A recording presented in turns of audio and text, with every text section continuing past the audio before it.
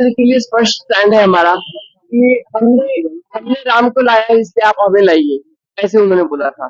इन्होंने अगर राम को लाया तो राम का चंदा कहाँ गया? चंदाखोरी का जो काम उन्होंने किया है उसके लिए पूरा निषेध है और इसके आगे हमारी यही आज हम रणनीति तय करने के लिए हम बैठने वाले हैं कि इसके लिए हम किस तरह से आंदोलन करें, क्योंकि राम का चंदा किसी को भी मान्य नहीं है।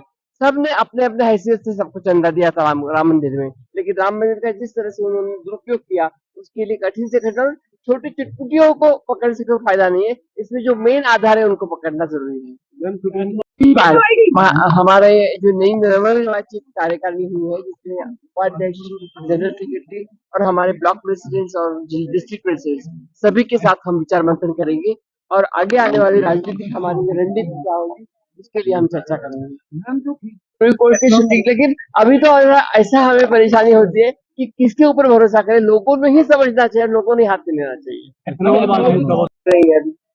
थोड़ा सा मंत्रिमंडल में बदलाव हो और सब अच्छे रीशफलिंग के लिए हम कोशिश करेंगे। इसी मीटिंग के लिए हमारे वेणुगोपाल जी संगठन विस्तार में जो है वो भाजपा चाहते हैं, जिनको हमारी पार्टी की विचारधारा मंजूर है उनका सभी का स्वागत है।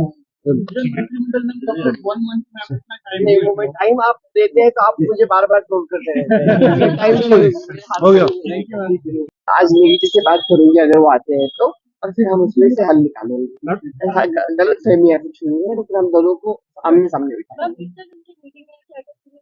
ऐसे है कि ये होता है पार्टियों में, लेकिन हम उनको समझाएंगे, आ जाएंगे। मैम आलाकमान से सीधा सवाल है कि आलाकमान पूरा का पूरा इथेनॉल यूज कर सकते हैं, लेकिन इसके लिए कुछ तो कुछ साइंटिफिक रीजन होगा ही अगर यूज करते हैं तो। हम बेवजह किसी के ऊपर आरोप नहीं लगाना चाहते, तो जिसके लिए हम जानकारी रखते हैं उसके लिए हम बात करेंगे। नहीं हुआ है कि गाड़ियां खराब हो रही है कि नहीं, ये आक्षेप हो रहा है, लेकिन इसमें अगर खराब हो रही है तो उसके लिए हमें बंद करना चाहिए।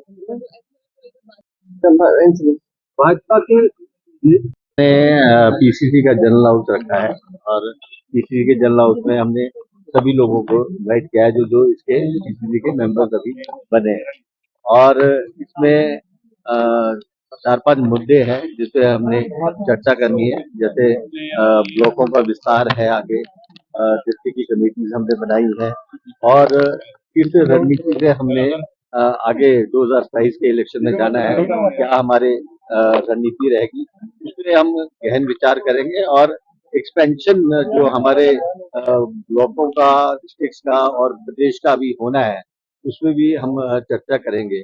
और जो ब्लॉक अध्यक्ष हमारे यहाँ आज आए हैं उनको हम ड्यूटी सौंपेंगे।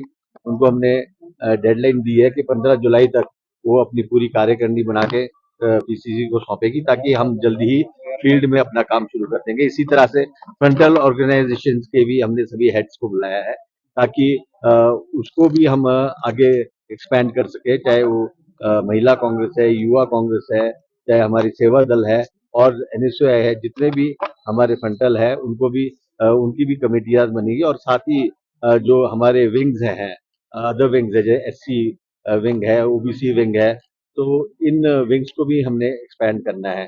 तो उसके ऊपर भी विस्तार से चर्चा इस जनरल हाउस में की जाएगी और हम जो हमारे प्रदेश भर में जो हमारे अध्यक्ष ब्लॉक से आए हैं, जो हमारे अध्यक्ष जिला से आए हैं और जो प्रदेश कार्यकारिणी के सदस्य हैं, उनके भी सुझाव लिए जाएंगे कि किस प्रकार हम आने वाले समय में जो 2027 में कांग्रेस पार्टी इलेक्शन मोड में जाएगी। हाईकमान ने जो किसी की कार्य प्रणाली रही है उसको देखते हुए उसे नियुक्ति दी है। ऐसा नहीं है कि कोई पैराशूट से ला के या नियुक्त किया गया है और जो हाईकमान के आदेश है वो बिल्कुल सख्त है। जो भी ऊपर संगठन सृजन से चुन के आया है उसी को बनाया गया।